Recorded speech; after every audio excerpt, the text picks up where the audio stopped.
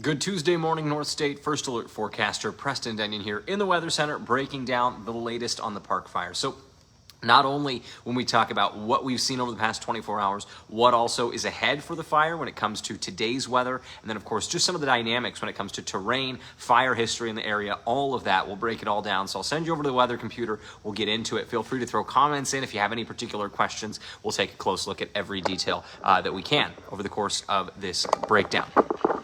So I'll start you here in the weather computer in our system using our graphics. And of course, we will break away from this and get to some web tools that you'll have a chance to explore on your own. But I want to highlight first, of course, that fire perimeter and where we're seeing those hot spots. So this perimeter mapped out to that 406,000 acres that you saw overnight and into early this morning. At 6 o'clock, they announced a new acreage at 414,000 acres. That is the most recent number, and you'll see exactly where that is. It's not the south flank of the fire, nor the west flank. Everything has been quiet all the way up, really from Dales all the way down to Chico on that west flank. And then, of course, you head along 32 in Butte County. Things are still quiet there. We shift further north. That's where all of the activity has been. So let's break that down. When we get the newest mapping in our system, it will show that this whole area is included in that fire perimeter. So this has all been burned. This is not just hotspots being detected, but indeed this is in the fire perimeter. I also want to say that this separate little spot fire along 172 is confirmed. And so that is playing a role in the distance to communities. This is why some of those evacuation orders are critical to keep in mind. We have, again, Mineral and Mill Creek within maybe a mile and a half of that fire perimeter as it's mapped, let alone any new activity that's happened since that mapping this morning. So this is why those evacuation orders are absolutely essential. Please follow those. I know the Tama County Sheriff's Office was out getting people out of that area if they were still there after those orders came out a couple days ago. Now, that's really especially important because we are seeing, again, increasing fire activity pushing northeast, and I want to talk about some of the terrain that drives that. So when we look at this, you can see it's made a pretty concentrated push. What is it pushing through there? Well, you'll notice that is Mill Creek itself running right through this drainage. And so we'll go to some of the web tools and kind of break down what that looks like because I want to highlight the terrain. The terrain is what makes that so difficult. So if I can pull up the right map, I've got about 1 million pulled up. But you can see this is the full extent of that perimeter now, right? That full arc kind of running up the Mill Creek drainage. Here it is. And notice how deep down this drainage is. Some of these contour lines, these height contours, this is about 3,000 feet down here, 3,200 feet at the bottom. And then you ride up onto the ridges over 5,000 feet. So this is a extremely deep drainage basin for the creek. And so this is prime time area for the fire because it's got everything working in its favor. First of all, this drainage is kind of oriented the way that the wind has been flowing, right? We talk about those southwest winds. So they're coming out of the southwest and they are just funneled right into this gap, right up the creek. And so they're more powerful because they're being squeezed into that area of the landscape. And then, of course, fire loves to run uphill. So if it starts down low, it's got that heat rising, so it dries everything out and primes ignition for things further up. And you've seen that now it's kind of escaped that area that's in the basin, and it's kind of ridden itself up a little bit onto this ridge a little bit further to the north and east. So we're seeing that growth. And again, places like the community of Mill Creek, and not only the creek itself, but Mill Creek, the town, Mineral, all very close to that fire activity. Not only this main branch, but that new spot fire that's spit out here along 172 and kind of right along what it looks like, I can't get the name of that, Tunnel Mountain Loop. This is kind of where that's contained, is along 172 Tunnel Mountain Loop. That area has that new spot fire out there ahead of the main blaze of the park fire. So we're watching this closely. It's not good. Please disregard the spam comments in there.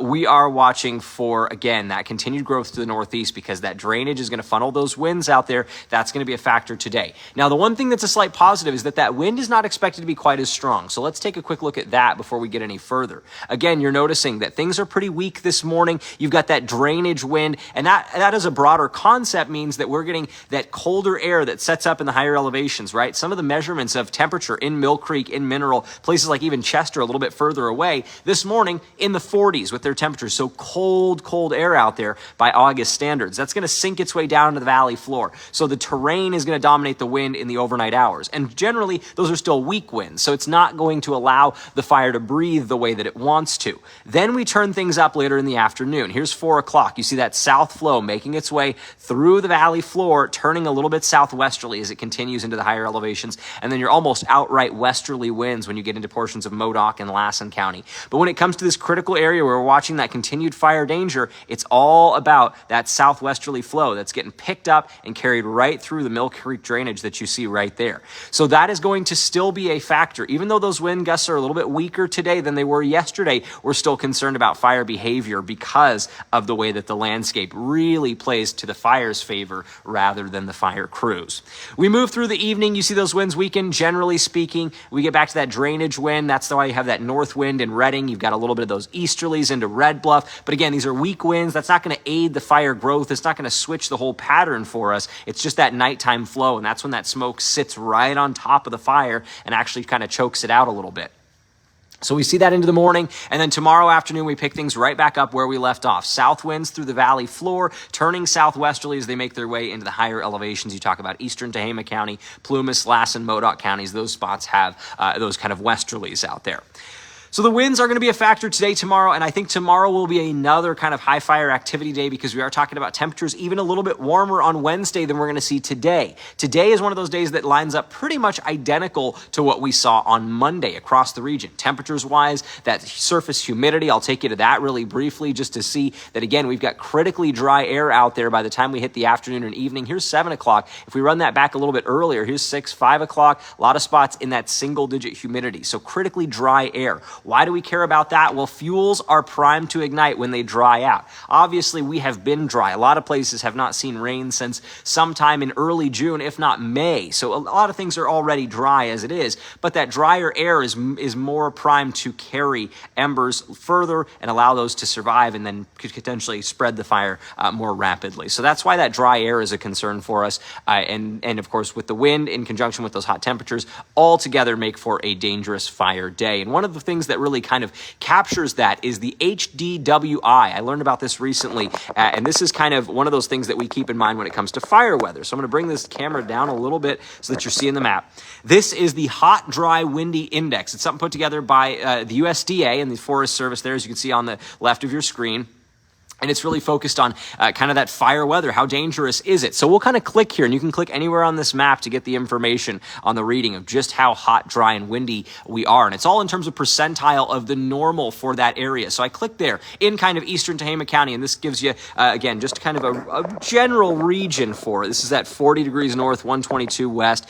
You can see we were on that hot, dry, windy index, over the weekend. They say a little drop off out there today and then picking up a little bit tomorrow. I think I may have clicked slightly off because if I click a little bit closer to the valley, yeah. So I guess it depends on exactly where you click. It's a little bit finicky, but again, you can see we're in that. No matter how far down we dip today, we're still in that kind of tan color, which indicates we're at least above the 25th, 50th percentile. So we're a little bit, kind of on the high side of normal when it comes to fire activity out there if these forecast models kind of verify. So we're still kind of in that 50th plus percentile for fire danger. So it's a little bit more elevated than it would normally be on any given August 6th out there, excuse me. So we're watching that closely, that hot, dry, windy index. You can explore that. If you look up the hot, dry, windy index, you'll find that website right there, and you can explore that for any location. Fire danger going to be elevated again thanks to that hot temperature setup out there and the gusty winds, not super strong, but still breezy and still playing right into the terrain.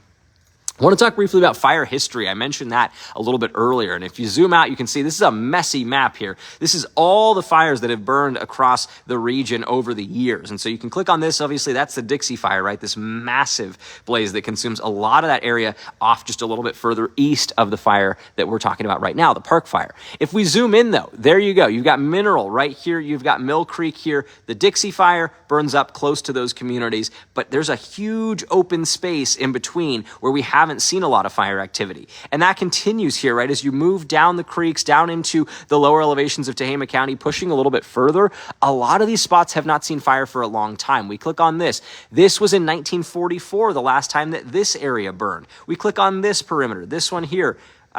If I switch it over, this one here burned in 1921. So a lot of reports have mentioned that there is a long time between fire history in this area, and that's not great because we have limited opportunity for the fire to kind of calm down when it runs into this kind of fuels. These are heavy fuels, old growth forests that in some cases have been undeterred by fire for 100 years. So we have, again, the fuels playing towards the fire's favor. You see the terrain, right? That Mill Creek drainage, all of that. And the fire itself is well established in this area now. These are just the historical perimeters. If we look at that current perimeter and where things stand, you will see that, again, that's pretty well run up the Mill Creek drainage. But now off on either side, it's kind of spilled over the top. And so we're watching for continued growth in that northeasterly direction primarily, but the fuels are going to do everything that the fire wants in terms of any potential growth off on either side. So the general direction still going to be off, moving north and east with this fire, kind of up the Mill Creek drainage. That's where I'd expect to see that continued focus. But you could also see creeping fire action off to kind of the due north and due south a little bit because of the terrain, because of the fuels, really. That's what it comes down to.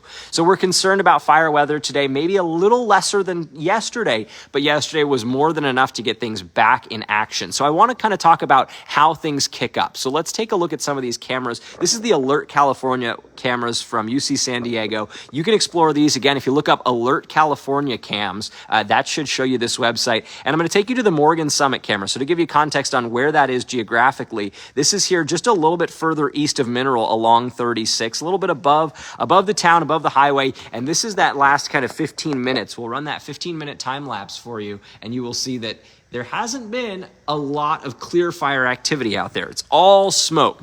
So what's going on? Well, we've got that smoke inversion, right? It's sitting on top of the fire. It's a lid right now. That is when the fire activity is at its minimum. If we run this loop back about 12 hours, you will see that we move into the night and you'll see some glowing out there in terms of fire activity at times, right? You see that glow in the dead of night. There it picks up a whole bunch. This is here about 10 o'clock last night. So the fire was very active into the overnight hours. We see that continue all the way until, say, 3 o'clock in the morning, but you start to see it fade out as the daylight starts to arrive in the morning, and then you see it's just smoke out there. This is at 5:47 this morning. Continue it further along. Again, not seeing as much activity. Not really showing a lot of that big vertical growth in terms of plumes. David says, go to the InSkip camera. We can take a quick look at that. But the thing I wanted to highlight, again, with the Morgan Summit camera is that smoke's sitting right on top of the fire right now. We don't expect that to stay all day. The longer that lid stays on, the less chance we have for that dynamic fire activity that we saw yesterday. But of course, we'll go over to the InSkip camera and take a look at that. I don't believe that's really in the active fire area at this point, and I'm trying to familiarize myself with exactly where I'm trying to get to. Bald Mountain Butte, I apologize. I'm getting a little spun around. Got Jarbo Gap, Concow. But, you know, you can look at all these cameras across the region and see some of that fire activity picking up. We'll go to Colby Mountain. Colby Mountain 2 is very zoomed in on that activity. And notice the vertical profile still not that dramatic yet. It hasn't had a chance to kind of get above that inversion and take the lid off. That's when fire crews, that's when you hear them say that terminology of standing up, right? The fire goes vertical. We get those plumes. You could see them from far, far away yesterday. That's what we're concerned about. That's when the fire gets active, is when it's not kind of choking itself out with its own smoke. But activity still very visible out there this morning. It doesn't mean it's dead. The fire's not out. Colby Mountain camera. Yes, sorry, no worries, David. Yeah, this is exactly what you were talking about. Again, you can see that fire activity burning through dense old growth forest very visibly here, and it continues its push north and east. So we're watching that area very closely. Again, evacuation orders in place for pretty much all of that eastern end of Tehama County. You've got to make sure you get out because this fire is still very active. I think, it's easy to let your guard down when you start to see that containment grow up, but I know that folks that have been around fire know that nothing's ever over until it's over. And unfortunately, yesterday was a day that really showed that as a textbook example of, hey, when the fire gets its way, when it comes to that weather, it's going to continue to pick back up. And so we're watching for the potential to do that again today. If I were to place a bet, I would say today's probably less favorable in terms of fire weather than yesterday by a small margin, but that doesn't mean it's going to be an easy, light day out there. And of course, fire crews have been battling hot temperatures, difficult terrain all throughout. And again, the fires had all the advantages. And so we appreciate everything that fire crews have done despite that. And I'll take you now to the hot spots just to give you a chance to see where those are at time-based just one more time. Again, emphasizing that northeast growth, right? Because here you can see that perimeter. This is a slightly older perimeter, but it does do a good job of highlighting how much the fire exploded to the northeast along that Mill Creek drainage on Monday. So I'm going to turn these hot spots. And again, this is the FIRMS map. So if you look up FIRMS fire map, just like you think you'd spell it, you can access this. You can go to the time-based, and then you see those hot spots. And some of the older ones are in that kind of tanny, kind of beige color. The orange are the more recent. And we haven't seen a flyover by satellite recently enough to detect those 1 or 1 to 3 hour hot spots. But in that most recent flyover, 3 to 6 hours ago, all of this area was still very, very hot, very, very active as detected by satellite. So we will watch closely to see if that activity continues to pick up. I'm particularly concerned about this spot fire here along 172 because it's its own problem and it's not far from the main perimeter, but of course it is closer to Mineral and Mill Creek than the contiguous perimeter of the Mill fire, of the Park fire, this morning, and closer to Mill Creek and Mineral. And of course, this is the Mill Creek drainage that the fire is going to continue to want to grow along.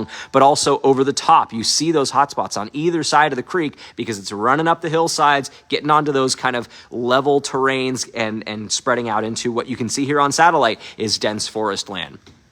So that's the big focus this morning. Again, fire weather still leaning towards the fire's favor. We talk about those impacts. Again, it looks just the same as yesterday. This is kind of what I showed you yesterday, and I didn't really change any of these because the factors are the same, right? Temperatures are going to match pretty much exactly what they were on Monday across the entire region. That wind, we showed it. Instead of being maybe 15 to 20 miles an hour, we're closer to 10 to 15 miles an hour. And and yes, David, the Watch Duty app, that's a great resource for folks. You can go to Alert California, you can go to the Watch Duty app. Definitely recommend that as another kind of secondary resource in terms of looking at this fire information on your own time. Dry air, we saw that humidity, those values back down into the single digits for a lot of places. No thunderstorm concerns today, but this looks the same as yesterday when we come to those fire weather factors, and we saw how yesterday played out. So I strongly advise everybody to please be extra careful out there. We saw a fire in Anderson on Monday that it spread to about 12 acres was the last I heard on that one. They got containment on it, but it's 12 acres of fire in Anderson caused by a lawnmower, and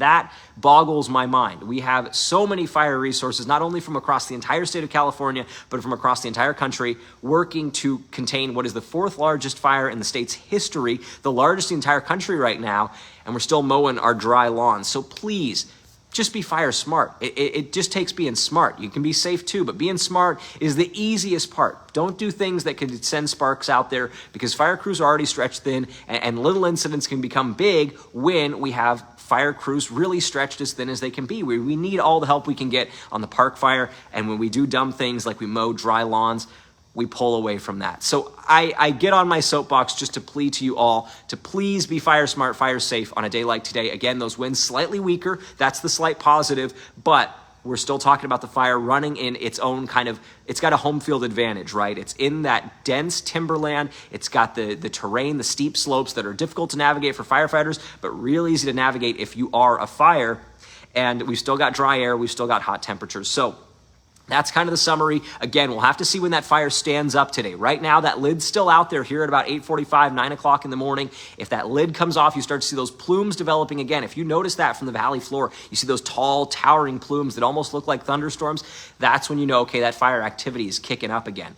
But if you're still anywhere near Mineral, Mill Creek, those areas, my thoughts go out to you, but I plead that you get out of there safely while you still can, because again, that fire activity is still pushing that direction. It's the northeast focus of the fire. I know a lot of folks throughout the valley have been concerned about fire activity throughout this entire stretch. The Park fire has been burning now almost 2 full weeks. The good news is we have not seen any hotspots really on the kind of north focus of the fire, the west or south end of it. There are still impacts being felt and discovered in those areas, but fire activity has on the large scale died down in that area. It's the focus to the northeast. So eastern Tehama County, we're still seeing those impacts. We're still feeling for all those folks. Thank you to everybody who joined me this morning. Stay safe out there. Be fire smart. Don't create any sparks today. We'll update you throughout the day with more on the Park Fire, and we'll have more for you on Daybreak as well tomorrow.